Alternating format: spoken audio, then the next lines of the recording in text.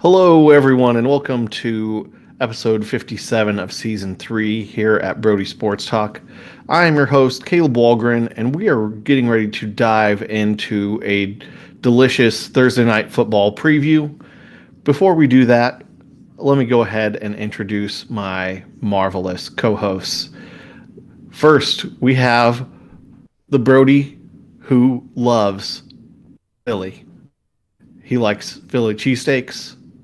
He likes the Eagles, and that's primarily what you care about. And that is none other than Captain Sean Morgan. How's it going, everybody? How do you feel about Rocky? I actually have the music now in my head, so thank you for that. That's how I feel, is that I'm just going to fly now for the rest of the episode. Speaking of Rocky, we have Derek Rusnick with us as well, and we all know that he is Rocky Mountain High after that Broncos opening weekend win against the team we're going to be covering tonight, the New York Giants. So he's fully prepared. Derek, say hi to everyone. Hi, everyone. See, like we said last week, we got to set him up with those nice liners to just get them out there. You're supposed to say hi to everyone.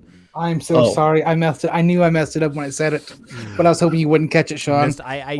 Nothing goes over my head. My reflex is fast. I will catch it. So we go from a battle last week on Thursday Night Football that had the defending Super Bowl champions to two teams that didn't even have winning records. We have the New York Giants at the Washington football team.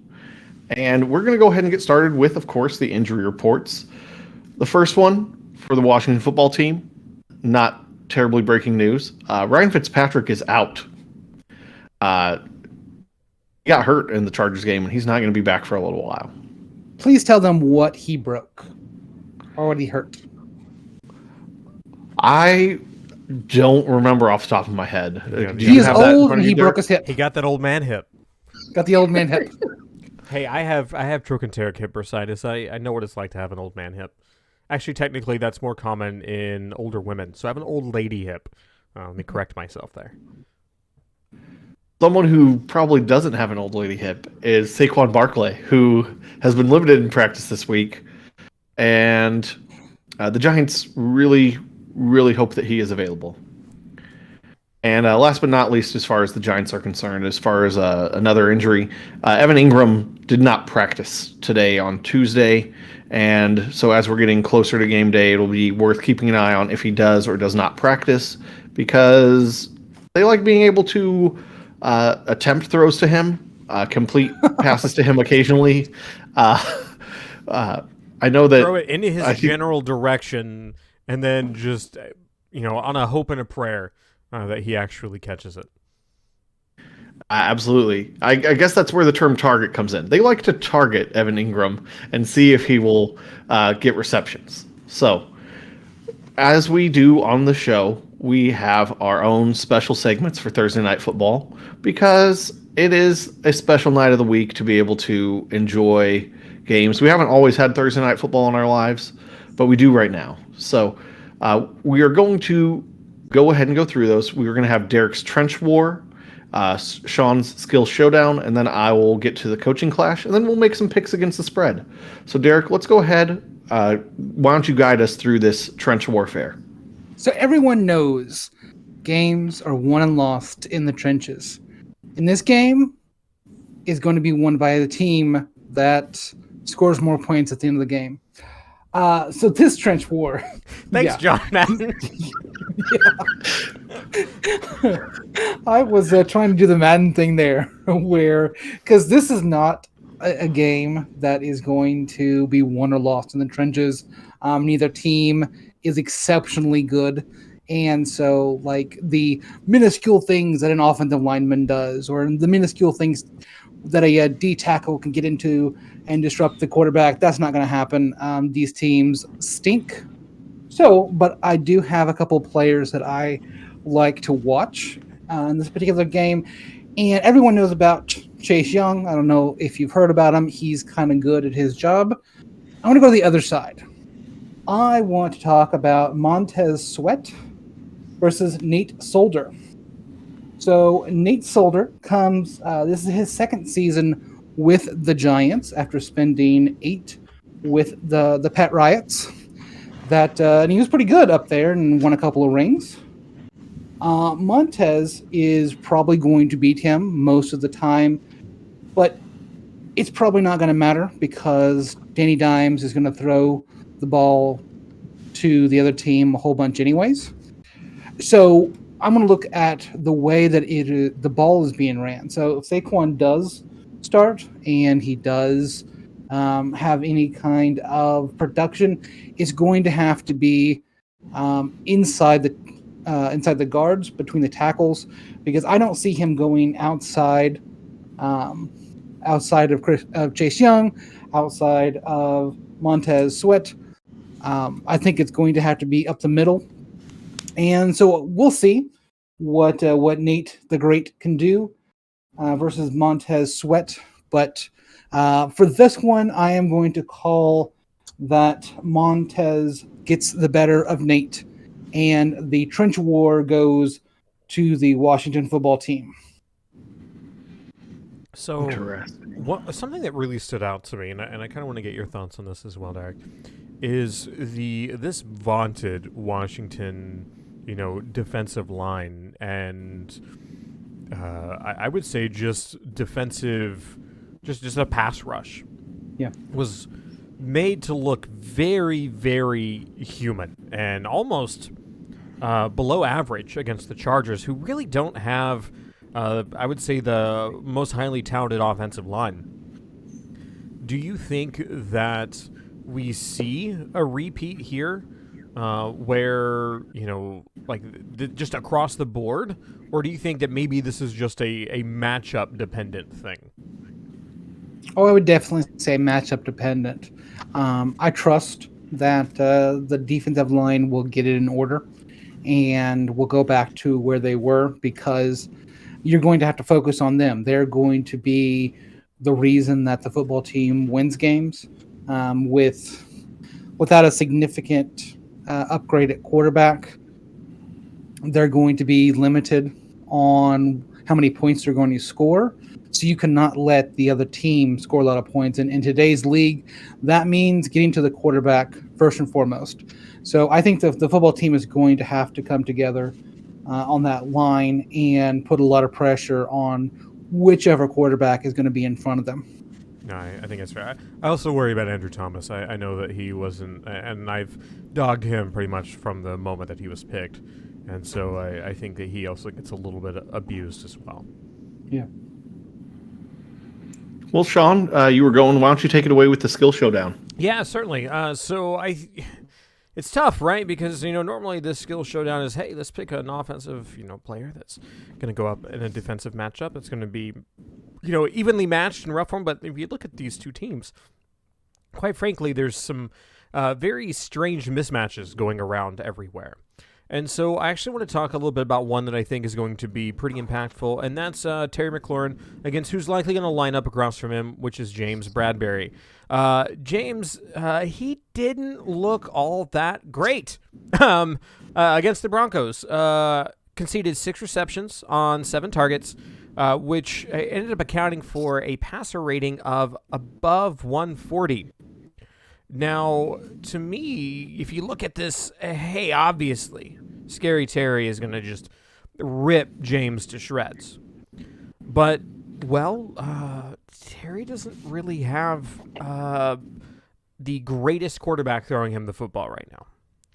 And no offense to Heineke, but it's still a situation where you, as a football team, you lost your starting quarterback week 1. And so there's going to be some adjustments made, during practice, heading into week 2. Will they be fully ready? So I think it's going to be less about maybe the schematics in regards to how Terry might take advantage of Bradberry in regards to, specific play calling. And I think it's going to be all about that physicality. And if you watched McLaurin in the opening game against the Chargers, he was probably one of the only players on the field wearing a Washington shirt that actually looked good. He had probably a career highlight catch that I think is going to, be in so many different YouTube compilations after this season. So I think that when you look at this matchup, look less for Terry to exploit the secondary, in regards to play calling, and look for individual moments of brilliance. And so to me, I think this is something that you see Terry win. And I think he's the only receiver for Washington that is actually going to look decent, or really the only, I would say, skill player that's going to look decent. So we'll get to that here in a little bit. So, Sean, I know you're talking about Scary Terry. We did get a question, and I do have some players to pick from our friends at the Makeshift Managers podcast, aka bonus Fantasy Friday stuff on our Thursday cast today. He wanted to know if he is a must start, and then he gave me who the players that he has are. So it's pick 2 between Justin Jefferson, Scary Terry, Cooper Kupp, who is going to be playing against the Colts, and T. Higgins, who the Bengals are going to be facing a Bears team in Chicago.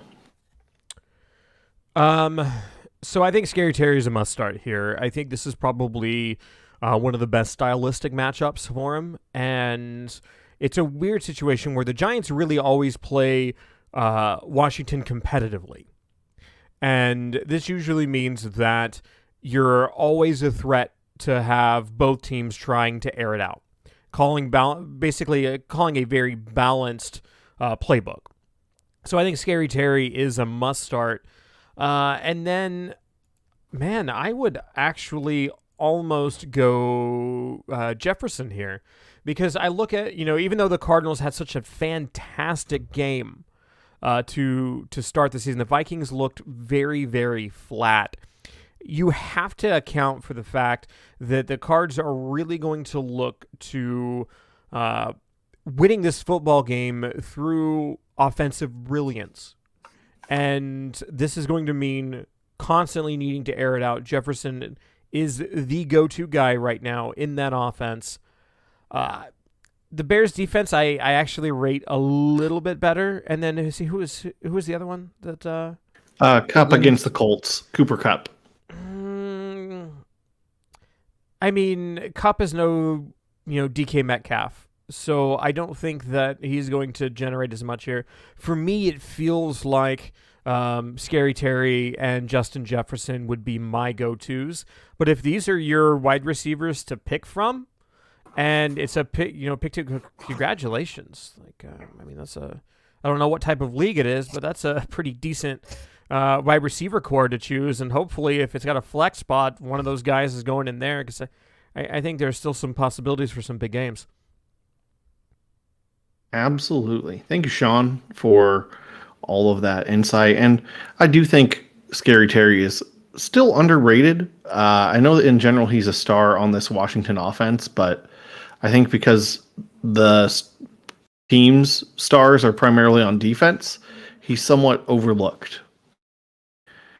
Let's go ahead and go to our coaching clash. This one, we are somewhat sticking with the same type of position, but we're going to the other side of the ball. We're going to be looking at Giants wide receiver coach Tyke Tolbert versus the Washington football team's cornerback coach, Chris Harris. Now, Tyke Tolbert is a coach that you guys should, or at least one of you should be familiar with. Do you know which of your teams he was the wide receiver coach for previously? No, we don't. All right, because that is the Broncos. So, Tyke Tolbert, he has been a wide receiver coach in the NFL all the way back to 2003. He was the receiver coach there for the Cardinals when Anquan Boldin won Rookie of the Year. And the next year he went to Buffalo, where Lee Evans had 9 touchdown receptions as a rookie. So he's tended to do well with young receivers. And the Giants have kind of had this cast of receivers that are, I don't necessarily want to say misfits, but they haven't gotten the most out of them. in the last couple of years. Another thing about Tyke Tolbert, he was the receiver coach for the Broncos during the Manning era. So basically, he was there for late parts of Tebow and into Manning. So he's the one who got a lot of Demaryius Thomas and Eric Decker, names that when they left the Broncos, they kind of fell off the face of the earth. I feel like Tyke Tolbert, yeah. So he's doing well. I think that Tyke Tolbert can do a lot. It's going to be interesting to see what he can get out of, they brought in a new star in Kenny Golladay, but I feel like Sterling Shepard was the one who I was seeing a lot of highlights from on Sunday's game. And I don't know if that was just the way the matchups fell against that Broncos secondary. That's very fierce.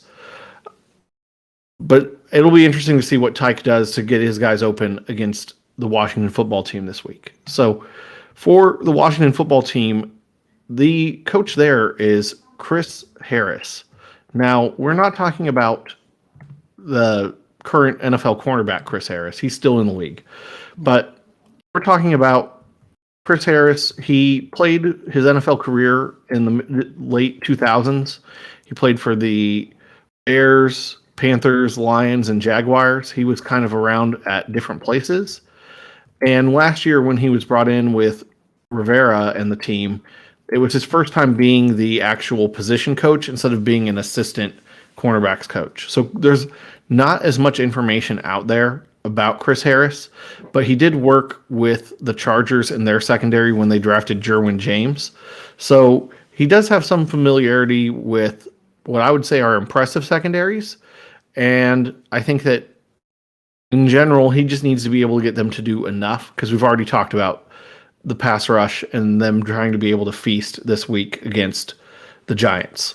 So on that matchup, is there a coach that you guys think is going to potentially get the better of the situation, whether that's Tyke or Chris Harris? Do you want me to go first? Or do you want to go first? You can go first. So I actually like the Giants receivers in this, and I think that specifically for me, if you look at how Danny Dimes plays, and I don't want you just immediately to say, oh, well, he plays bad. I mean, yeah, he's not the greatest. But he tends to hone in on specific either receivers or specific, in case of one, Evan Ingram, a guy he can target, and really relies on them to bail him out when pass coverage or when his line coverage starts to break. Like when he gets pressured, he has a tendency just to lock in on whoever has been his go-to during this game or during a particular game. I was pretty impressed with Shepard this past week, despite the loss. He looked good. He had some very solid catches and some individual moments of brilliance, and became kind of that outlet for Daniel Jones when things started to get rough. So I think that the Giants always play Washington competitively. As somebody who's watched this division for a decade and a half, the Giants always play Washington competitively, in spite of whatever the skill discrepancy is between the two teams. So to me, if the Giants want to win this game, it's actually going to be on the back of, I think, some breakout performances by this wide receiver core. So I'm actually leaning more toward Tolbert in this case, but maybe that's my Giants, the keys to victory. I know we did that for some of our previews last season. To me, that's the key to victory for the Giants, is going to be having these breakout moments where individual brilliance in that wide receiver core overcomes probably a very inconsistent run game. I can't agree with you more. My thoughts, I'm going to go with Tyke as well.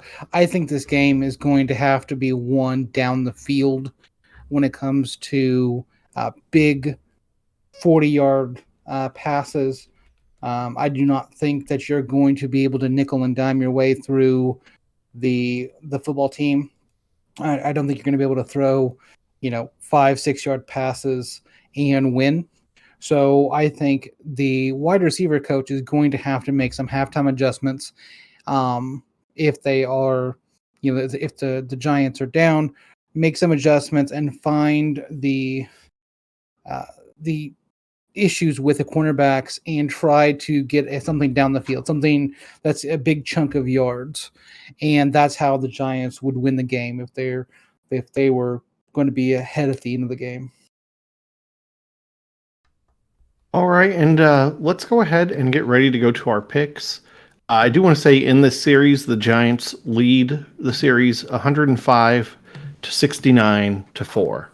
So the Giants definitely have a decisive edge, and the Giants have won the last 5 matchups. Not a great sign for Washington. Derek, you were the man who had the Thursday Night Magic last week. I'm going to pass it to you so that if we want to cheat off of you, we can. Who do you have? Are you going with the Giants +3 or the Washington football team -3? I have NYFG over WFT, the New York Football Giants over the Washington football team +3. I mean, I like it. I like it because do you want to pass it to me? Because I would like to. I will pass it to Say you, a few just words. like hopefully you can catch it. I mean, just don't throw an interception over to Caleb getting all Danny Dimes on us. No, I've made fun of the Giants, multiple times. I feel like a decent punching bag. It's easy to make fun of, as the Eagles fan, it's easy to make fun of the Cowboys because everybody knows how to make fun of the Cowboys. The Giants have kind of been an afterthought in a lot of cases in recent years. And to me, this is, I think, an opportunity for them to capitalize on a Washington football team that has hit a pretty big road bump. And I know, Heineke looked fine, I think, against the Chargers after the Fitzpatrick injury. I think he ended up like 11 for 15. I mean, he was able to move the ball decently okay. But I don't think, and I kind of hinted at this earlier, I don't think offensively they're going to be able to do as much as they would like. I genuinely feel like the Broncos were surprisingly good in dealing with the Giants team that actually has shown, especially in comparison to last year, some measurable improvement. And I think the Giants are also a very morale-based team. So they may be a little bit demoralized heading into this game, but this is a chance for them to go through and, like I said, capitalize on Washington in a very vulnerable spot. So, I think they're going to continue this winning streak. I do see them getting a very, very close victory. I can't. This is a tough one to predict because this is anytime there's an NFC East game, tensions are really high. But this feels like one of those games that the Giants just kind of win, and it doesn't end up feeling like a good game to watch. It ends up being a very unintriguing story. The Giants always have a couple of these each season, and I feel like this is it for them right now. So I'm going to go with Giants +3. I'm going to make it a trifecta on Giants +3. I do think that Washington's going to find a way to win, but in general, this is going to be a slog of a game. It is going to be interesting as far as the fact that it will be close. It will also be interesting if you like to see punters like our boy George Georgopoulos. Hey, Georgie. George. So I do think that whether I'm going to put a score out there of something like 17-16, kind of like that Dolphins Patriots matchup in week 1, where I think Washington is going to maybe get a lucky touchdown, have a long drive, go for a touchdown, and get a field goal. And the Giants might move the ball more and get field goals, and maybe some of that's Dimes drops one on the turf, and it's either a turnover or he backs them out of getting a touchdown because of it. I just feel like in general this is going to be it's the complete opposite of like a Chiefs-Rams game. Like it's the we're going to push each other around. We may get something done at some point. I do think I'm excited to watch it because I like watching all football games, but I do think that Giants +3 in general, you don't want to take anything that's more than 3 in this game. So I will take the cover and go from there. Well, with us all taking the same thing, I mean, I guess that means that regardless of what happens, Derek's going to continue his Thursday night football pick lead. So congratulations in advance. I actually see like a 23-17. I think this is one where the Giants score more points than you think that they will. And probably in a way that they may not deserve. Maybe there's a pick six. Maybe there's a fumble, like when Washington's deep in their own territory. Something where it just, like Daniel Jones has some sort of line like he's, I don't know, 17 for 31 for 200 and 205 yards, 2 touchdowns, 2 interceptions. Something like that, where it's just like, how did they win this game? And then you go through and you look at the play-by-play, and you're like, oh, I guess that's how they won the game. I think one of the matchups last year was 10-9. No, I was going to say there was a matchup 20-19 last year where I think it was just, hey, let's all kick a bunch of field goals. So close is close. I mean, one score game for sure. Sorry, Derek, I didn't mean to cut you off. No, you're okay. So I have this at a 10-9. And I think it is a field goal going to the uprights as the clock expires. Ooh, I like it. So it was 7-9 all the way through last second drive, and a field goal goes through to the winning team 10-9. Nice. Either way, for me, I look at this as a chance to maybe humble some Washington fans who, for some reason, took winning the division last year as a mark of team brilliance, and I don't quite understand that one, but okay, you gotta take these little victories where you can get them, I guess. Yeah. Well, that is it for this episode. Be sure to go and subscribe to our podcast. You can find all of your various podcast platforms that you may want to listen to us on in our link tree, linktr.ee/Brody Talk. Also, we've got our merch there. We've got our social media there. It's just a great spot to go and find what you want about Brody Sports Talk.